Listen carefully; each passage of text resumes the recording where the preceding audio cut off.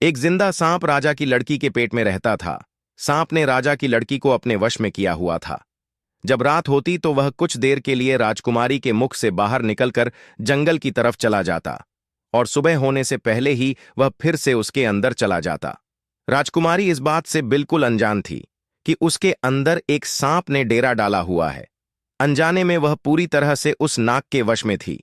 राजमहल में किसी को भी इस बात की भनक तक नहीं थी कि राजकुमारी के अंदर एक 7 फुट का सांप रहता है। सभी यही समझते कि पता नहीं राजकुमारी को क्या बीमारी लग गई, जिसके कारण वह हमेशा अचेत रहती है। बड़े से बड़े वैद्य और हकीम भी इस बात का पता नहीं लगा पाए।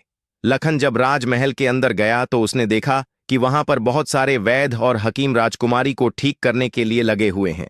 एक कोने में खड़े होकर चुपचाप लखन यह सारा माजरा देखने लगा। जब शाम का समय हुआ तो सभी हकीम और वैद्य धीरे धीरे करके वहां से चले गए। तब लखन राजा के मंत्री के पास गया और बोला, मंत्री महोदय, सभी अपना प्रयास कर चुके हैं, अब एक मौका मुझे भी दिया जाए। बेचारा हर तरफ से निराश हो चुका। राजा एक बार अनमन ढंग से लखन की तरफ देखता है, फिर दुखी मन से कहता है, बताओ तुम मेरी बेटी का इलाज किस प्रकार करोगे। लखन राजा को प्रणाम कर बोला, महाराज, मुझे एक रात अपनी बेटी के साथ ठहरने की इजाजत दीजिए, तभी मैं किसी नतीजे पर पहुंच सकूंगा। एक बात और महाराज, मैं बिल्कुल एकांत में राजकुमारी के साथ रहना चाहता हूं, प्रकार करोगे।